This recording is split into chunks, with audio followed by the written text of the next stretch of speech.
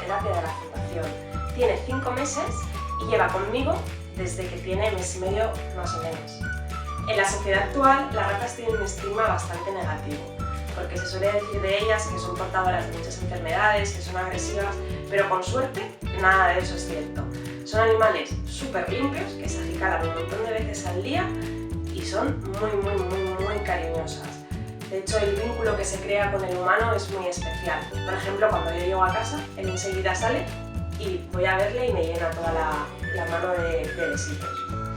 Y desde la Fundación queremos poner nuestro pequeño granito de arena para eliminar el estigma que hay hacia las ratas. Las ratas son súper inteligentes, aprenden a pasos de gigante, pero también hay que ser muy constante en su educación y en su entrenamiento.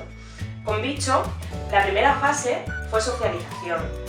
Para nosotros era muy importante que le gustara mucho estar con personas y con diferentes manos y que él disfrutara y estuviera bien relajado con ellos. Y ahora nos encontramos en fase de entrenamiento. Estamos entrenando la llamada y como habilidad que dé la vuelta, pero estamos en ello poco a poco.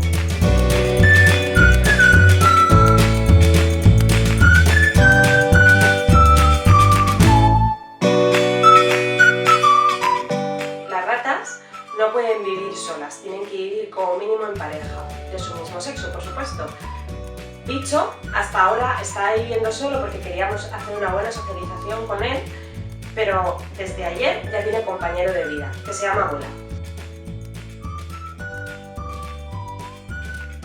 Y ahora nos encontramos en proceso de presentación, una presentación que se tiene que hacer con mucho cuidado y con mucho mimo para que finalmente se lleven bien. Puede ser un proceso lento y tardío, pero queremos hacerlo bien para que puedan vivir juntos. Y ahora están en 2 casas diferentes, se están oliendo, iremos intercambiando telas, mantas para que se vayan reconociendo el uno al otro y luego haremos encuentros en lugares neutrales de la casa para que sean cortos y positivos hasta que por fin puedan compartir casa.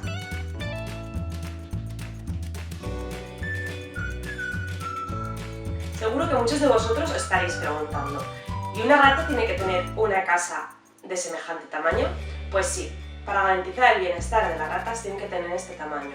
¿Por qué? Porque la naturaleza de ellas es que son grandes trepadoras y saltadoras, entonces necesitan ese espacio para poder hacer el ejercicio suficiente y que sus músculos no se atrofien. Y además de todo eso, también necesitan hamacas, columpios, escaleras, cuerdas, telas y túneles para trepar y hacer ejercicio dentro de ella y no aburrirse. Además de eso, mínimo necesitan 1 hora al día tener lo que se podría llamar su paseo ratuno. Entonces es un momento para poder corretear y jugar y ahí además es muy guay porque se estrecha mucho el vínculo con el humano. ¿Por qué? Una rata como animal de terapia en la Fundación. El eje principal por la motivación que genera en los niños estar en contacto con diferentes animales. Y luego, a nivel sensorial, nos proporciona un montón de sensaciones que otro animal no puede. Por ejemplo, sus patitas suelen estar más frías que nuestra piel. Sus bigotes, que son súper largos, hacen un montón de cosquillas. Luego, pesan muy poco. Bicho ahora, por ejemplo, está en 320 gramos. Entonces, por el cuerpo, mola un montón sentir sus patitas y su peso. Luego es muy suave y es muy rápido, lo que nos hace estar muy despiertos a nivel visual. Las reacciones que tienen los niños cuando la ven, la verdad que son muy bonitas. No están acostumbrados a estar en contacto con esta especie. Y lo más bonito es que los niños todavía no tienen ningún estigma social sobre las ratas y las quieren tal y como son. Así que pon 2 ratas en tu vida.